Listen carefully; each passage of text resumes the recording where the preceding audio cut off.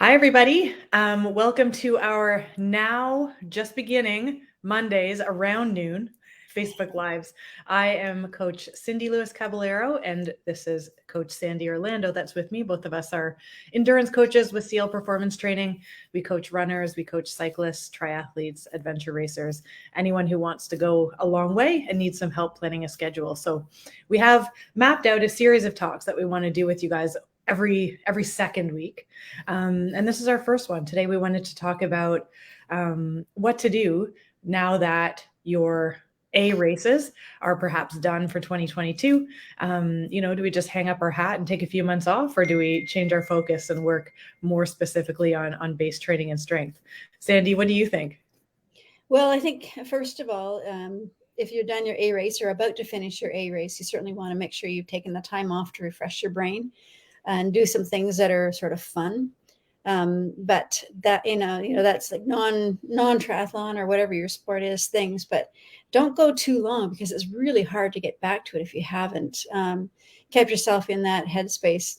Being in the fat and happy zone is fun for a couple of weeks, but after a while it's like, now you're going to start to regret it. Fat and happy zone. That's the best thing I heard so far today. Well, Halloween candy and Thanksgiving, right? It all adds up. And I think that's really key, is that we all need to take a break. Some people don't want to, but we all need to take at least a relative break. And that means do less focused stuff, have a bit of fun for a few weeks. But at the same time, know that it's only for a few weeks and be ready to jump back on, the structured training wagon soon after that, because it becomes harder and harder to get that schedule back the longer that you take off. So, and at the same time, when I say relative rest, some people, they put their mind into things so much all through this last winter, spring, summer, that they need to take a few weeks fully off where they're not allowed to do anything multi-sport related.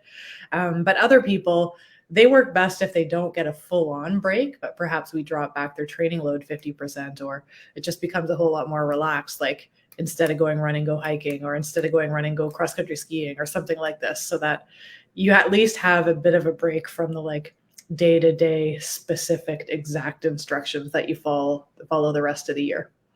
Yeah, but some people need that. I mean, you need the focus, right?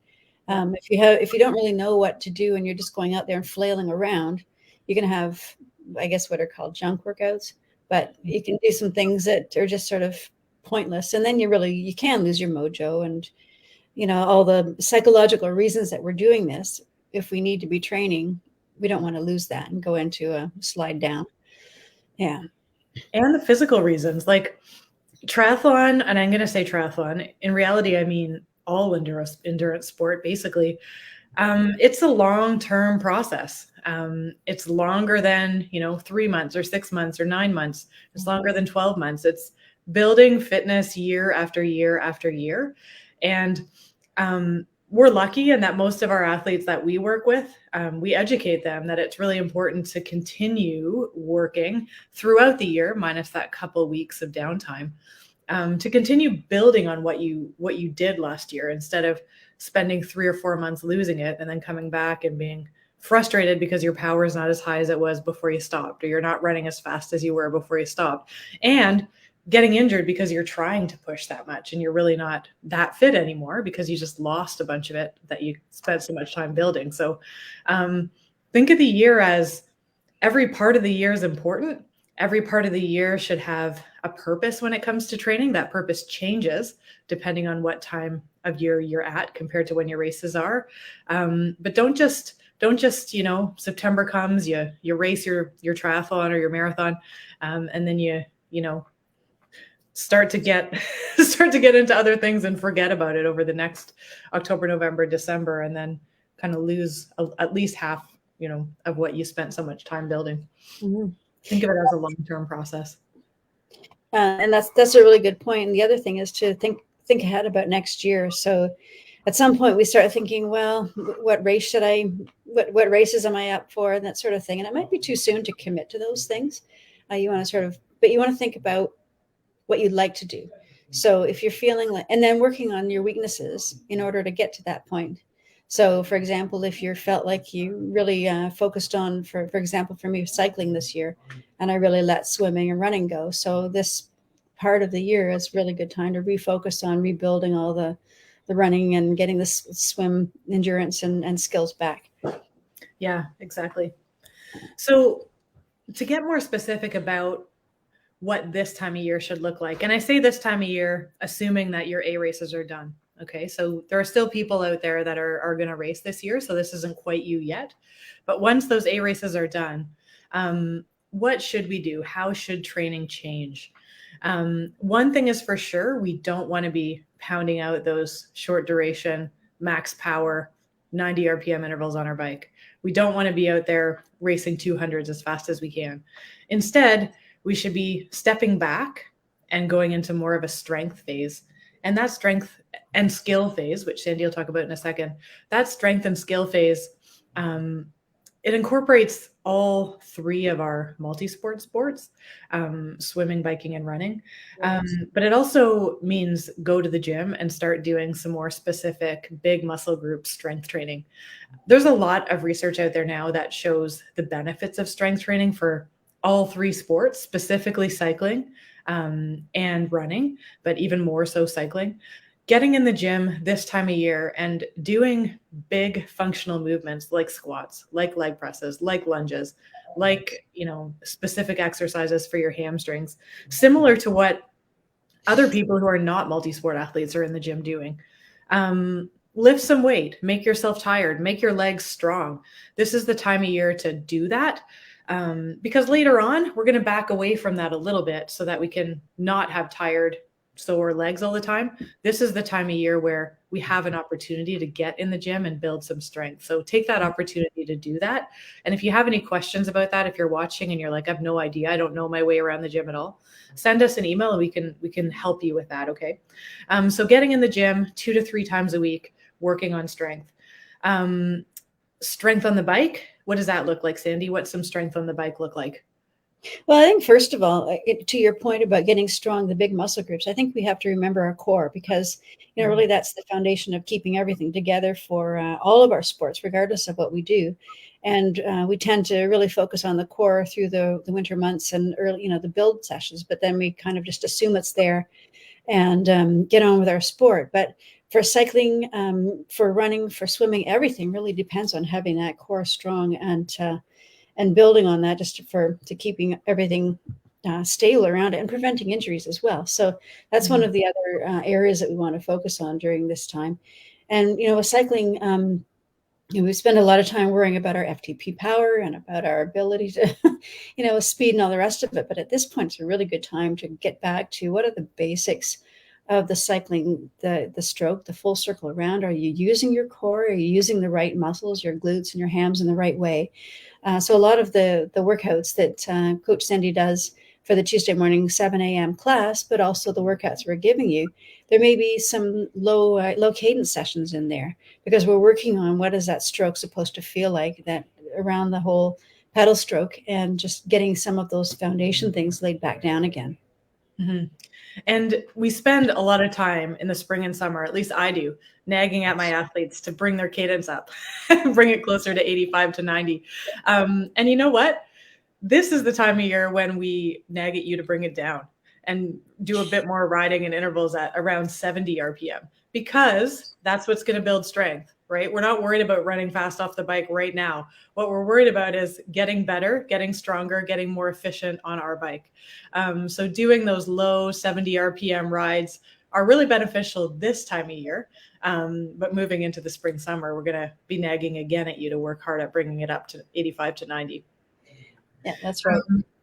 So it doesn't to think about your technology and your setup and all the rest of it. If you're finding that you've got some aches and pains and naggy bits, if you've got knees that are bothering you or hips or this or that, it's a good time to take a look at your equipment. Are your shoes worn out? Is your saddle worn out? Do you need an updated bike fit so that you can get used to using that through the winter and before you get back out on the road? It's also, holiday season and Christmas things and stuff. So we all need to look at whether we need to buy a new bike.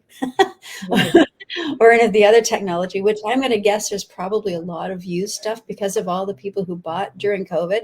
And now they're looking to move up or move on or whatever. So a lot of probably good stuff on the market in the used market. Yeah. And that's a really good point too, is everyone needs to look at that stuff. I think sometimes we can be so, so worked up and concerned about getting all our training in that we forget to look at our gear. And myself included, the middle of last summer, I started getting a pain behind my knee. And I thought, why am I getting this pain? Like, I'm doing strength, I'm doing stretching, I'm doing all the things I'm supposed to be doing. And so my husband, who does bike fitting for us, he says, well, let me take a look at your bike. Maybe something's changed on it. And one look at my bike and he sees the saddle is now like this. Oh. So I didn't look at that. I was busy riding it. Right. So sometimes we need to step back, because just making that change, like literally over one ride, my knee was totally fine. So it's really important to take a look at that every so often. And that's a good point. Dealing with any kind of chronic injuries or things that are bothering us, this is a really good time to straighten those out and figure out what's at the root of it, but also start dealing with it. If you've not been foam rolling and your quads are all knotted up or your hamstrings are really tight, this is a really good time to say, okay, I'm going to step back and take care of my muscles and take care of these things that are preventing me from getting stronger or faster or whatever, and really get into the habit of that, which is another thing, the whole habit about training and about doing our workouts. If we don't lay those habits down now, it's really hard to put them in place when all of a sudden you've got your build phase of your program starting up and you're thinking, how am I going to work this into my life? Yeah. And you need to do this foundation phase, this base training phase, to be able to handle the build phase. So when you don't do this phase, we basically have to squish it into everything else when you should be building, right? You need to have this foundation phase there so that your body is strong and durable and can handle the build when the time comes. And, it allows you to have more time to get stronger if you just have more of a planned full-on season rather than just the last few months trying to cram everything in to get ready for a race. So back to strength and skills. So we talked about low cadence on the bike to build strength. We talked about work on pedaling your circles, working on cycling efficiency. So that brings us now to running. So how do we work on strength on the run? Well, we run up and down hills. That's what we do for strength on the run. And that could be in the form of running hill intervals. So again, working on strength, we're going to run longer duration hills. So maybe 60 seconds, 90 seconds, 120 seconds up a hill. And then jog back down and do it again. Or it might come in the form of just running hilly routes, being less concerned about your average pace on a run and just going out and looking for every hill in your neighborhood that you can include in your runs and running them within your training zone that you're supposed to be in. So in zone 2, meaning you have to slow down, work your way, build some strength, get up that hill, and not do it in the form of a hill sprint. So that's what's going to help you with running strength. And like Sandie said, for cycling, thinking about form, thinking about using your core. Your core is always the most important, the first thing that needs to fire before your body moves. So working on feeling that core, feeling that power come from the core, and second, your hips. So feeling your power come from your core and then go through the hips to get you up that hill and build some strength on the run. And let's not forget about stretching.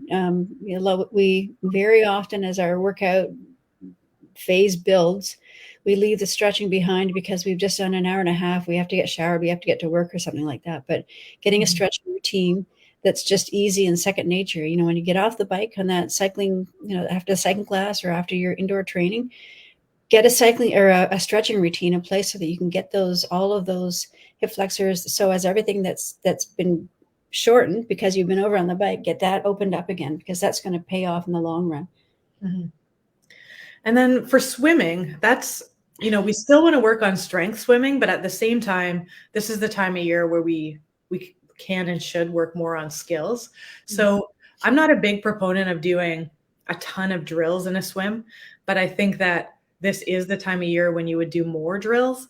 work more on body position, work on your balance in the water.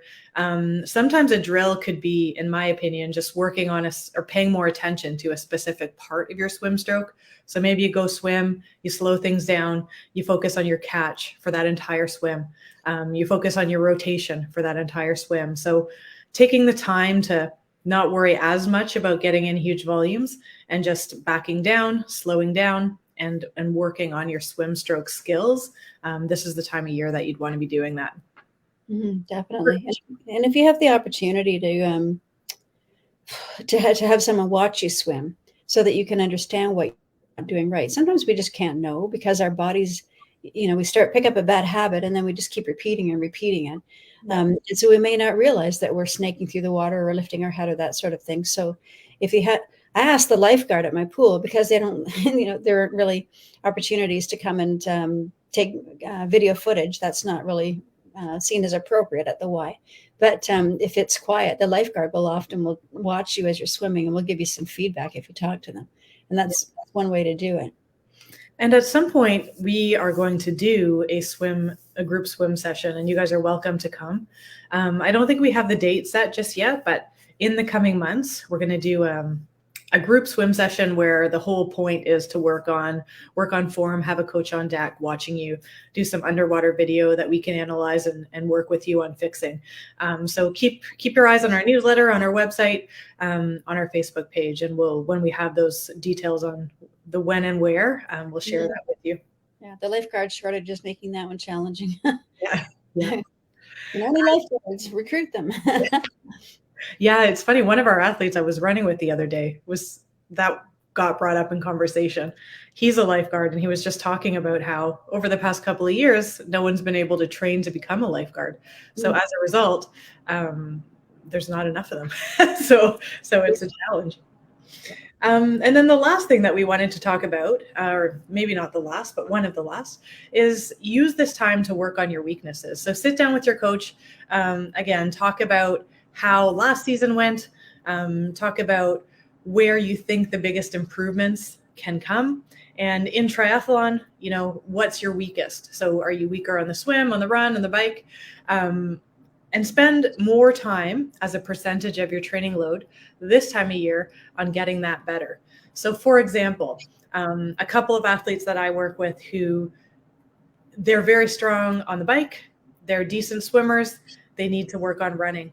What we've done for the next few months is we've cut down their long run volume. Like each run doesn't need to be too long. I don't want them to be stressed, to be tired, to be exhausted thinking about going for a long run right now. But what I do want them doing is running often. So we've got them with 5 or 6 shorter duration, 30, 40-minute runs in their schedule, just to build that base fitness so that over the course of the season, we can gradually build more speed into that base running fitness. So that's one example. Another example would be a lot of triathletes are weaker at swimming, don't necessarily love swimming, but we tend not to love what we're not the best at. Right. So getting yourself in the habit of getting to the pool 4 or 5 times a week, instead of doing as much biking and running, if swimming is your weakness, just to use this time to bring that up to where your other 2 sports are. So think about where you're weakest, take your, whatever it is, 10 hours, 15-hour training load that you're carrying this fall, and make a higher percentage of that coming from your weaker sports rather than your stronger sports. Mm-hmm. And I think your point, Cindy, about talking to your coach about doing this so that we can work with you directly to make sure that we're putting in the right programs for you, because a lot of athletes don't like to see those red patches or they stop looking at training peaks because it's all red, never mind. So it's more gratifying for everybody if we have the right kinds of programs in there for you and can help you focus on. And if you're doing a different kind of event, I have a couple of fellows who are doing sort of trail running and working towards a different kind of event. So where their run volume is happening on grass or on trails while they can, in order to get some of those finer stabilizing muscles strengthened and just getting used to that kind of terrain. So, making sure that we're working together with you rather than just plopping in a regular routine without thinking about what we're doing. Yep. You're making me think of one other thing too, that I say to people, like, I think that it's hard to have no event for, 6 months. So there's a lot of cool things that happen through the winter. And it might not be, a triathlon or a duathlon, but it might be, a fat bike race, or it might be, cross-country skiing race or a cross-country skiing marathon, something like this. Take a look at what's around you. There might be some things that pique your interest, orienteering race. We have a bunch of athletes who like to do the navigation stuff. Pick something different, less stressful, more fun, but something to work towards that isn't so far away. That tends to help people stay motivated and stay focused on the task at hand. Mm-hmm. And the other thing too is working towards training camp. So we're working on putting together a training camp, looking at the first week of March, if that works out with the accommodations, in Tucson, Arizona. So you don't want to show up at training camp where that's the kickoff of your training season. You want to show up having some volume under your belt and being comfortable and ready to ride and ready to get into an outdoor pool and getting ready to do some running if that's what you're doing. Or if you're cycling focused, you want some of that volume so that you can get up Mountain Lemon Yeah. and do some of those longer rides. So it's a great chance to get away and get a break and really zero in and on your training, but also learn from other coaches and learn from other athletes and just spend some time really focusing. And that's a great kickoff to your season. Yeah. And it's exciting that we're going back. Because of the pandemic, we haven't been back for a couple or a few years.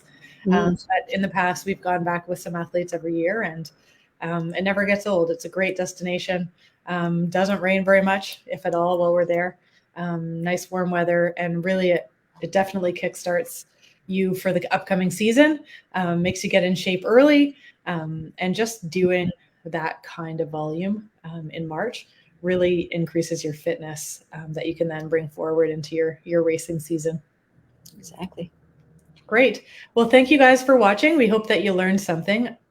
Always, if you have any questions about anything that we talk about or anything that might come into your mind as you watch, feel free to email us. You can start with clperformancetraining@gmail.com, and we'll do our best to help you out. Exactly. And we'll see you in a couple of weeks, and we'll talk about something else that's on our list that we don't know off the top of our heads, but we will announce it. All right. Have a great afternoon.